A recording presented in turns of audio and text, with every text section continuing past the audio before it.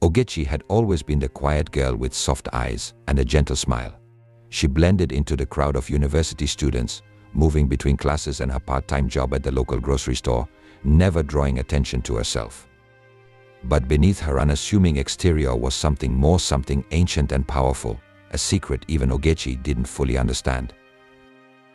3 young Naisik corpers, Namdi, Bayo, and Danjuma, had arrived in the town a few weeks earlier, fresh from the big city and eager to make their mark. They were friendly, charming, and popular among the locals, often seen laughing and mingling with the students. They lived together in the Corpers Lodge, a small building that had housed many before them.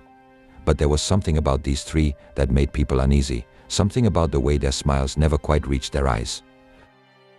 It was a chilly evening when Ogechi's life changed forever. She had been invited by a friend to the Corpers Lodge, a routine visit to chat and unwind after a long day. But when she arrived, her friend wasn't there. Instead, she found herself alone with Namdi, Bayo, and Danjuma. At first, it was nothing unusual, just small talk and casual conversation. But the atmosphere quickly darkened. They offered her drinks, which she politely declined, but they persisted, their voices growing insistent, their eyes predatory. Ogechi's instinct screamed at her to leave, but it was too late. In a matter of moments, they had overpowered her, and the nightmare began. The assault was brutal, leaving Ogechi broken and trembling. But as the 3 corpers reveled in their cruelty, something changed. The room grew colder, the air heavy with a strange energy. Ogechi's eyes, once filled with fear, took on an eerie glow, and though the corpers didn't realize it then, they had awakened something far older and darker than they could have imagined. In the days that followed, strange things began to happen. Namdi, Bayo, and Danjuma were haunted by vivid nightmares, dreams of drowning, of being dragged into the depths of an endless ocean. Each night they woke drenched in sweat, their hearts racing. But they brushed it off as nothing more than guilt or fear of being caught. Then came the strange occurrences. At night the lodge creaked and groaned as though it were alive. Doors slammed on their own, shadows moved in the corners of their vision, and the air always seemed damp, as if they were standing on the edge of some dark, unseen shore. It wasn't until an old woman appeared at their door that they understood what was happening.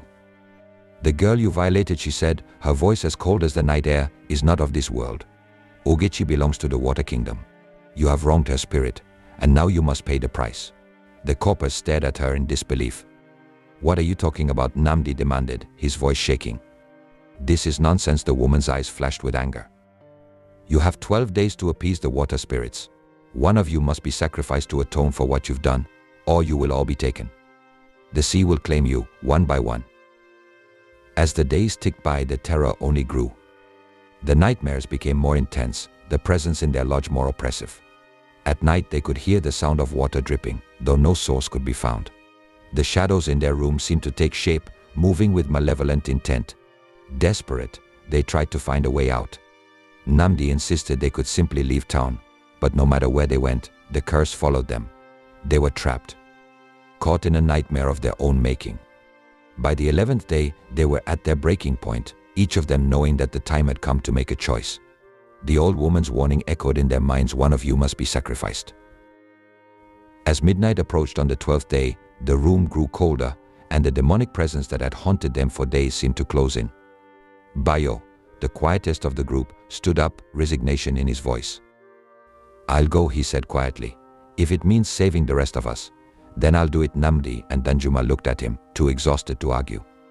But before Bayo could open the door, a voice echoed through the room, Ogechi's voice. "You have made your choice," she whispered, her voice carrying a strange, watery echo. But it is not enough. The shadows shifted, and from the darkness, Ogechi's figure appeared, her eyes glowing with an otherworldly light.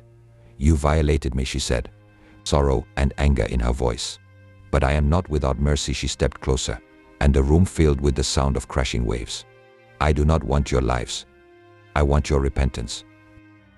That night, the 3 of them made their way to the river, the water glistening beneath the moonlight.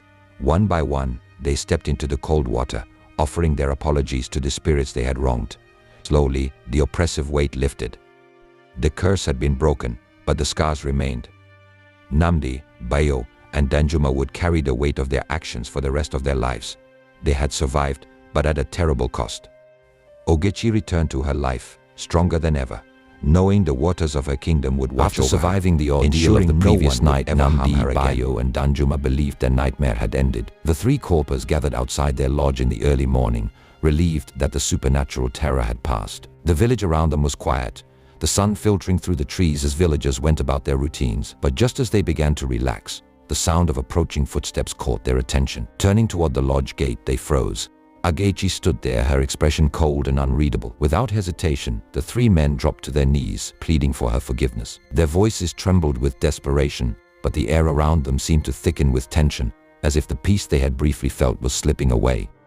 As their pleading continued, Ogechi remained silent, watching them with an intensity that made their hearts race. The suspense grew unbearable, and just as they thought she might offer them forgiveness, she spoke. Her voice was shaky, almost as if she could barely contain the weight of the news she carried. "I'm pregnant," she announced, her words piercing through the tension like a knife. The three men stared at her, stunned into silence. Ogechi's calm exterior broke, and she began to sob, her tears flowing freely as she cried out, "Who is the father?" Her question shattered the air, leaving the corpers more confused and terrified than before. The scene was filled with emotion, and Ogechi's cries echoed through the otherwise peaceful village. Panic set in almost instantly. Namdi, Bayo, and Danjuma exchanged frantic glances, their minds racing for an explanation. Who was responsible? None of them wanted to face the consequences of this revelation. In their desperation, the three men pointed fingers at one another. Namdi pointed at Bayo, Bayo at Danjuma, and Danjuma back at Namdi. Their trembling hands only added to the confusion, as the weight of the situation pressed down on them all. Ogechi stood there, her tears still streaming down her face, watching as the corpers tried to shift blame onto one another. The uncertainty of the child's paternity hung over them like a dark cloud, unresolved and thick with tension. As the sun began to set over the village, casting long shadows over the lodge and the surrounding trees, the question lingered: who was the father of Ogechi's unborn child? The men remained kneeling, still pointing fingers, their faces pale with fear and confusion. Ogechi's voice, trembling with pain, seemed to echo endlessly in their minds. The village was quiet, but the scene before them was heavy with the weight of unresolved emotions and unanswered questions. Could it be that one of them was the father, or perhaps all three? The truth remained hidden, leaving both Ogechi and the corpers in a state of agonizing uncertainty. And as the day faded into night, the mystery hung in the air, unanswered, leaving everyone, including the audience, wondering what would come next. Who do you think is the father of Ogechi's child? Could it be one of the corpers, or perhaps all three? Let us know your thoughts in the comment section below.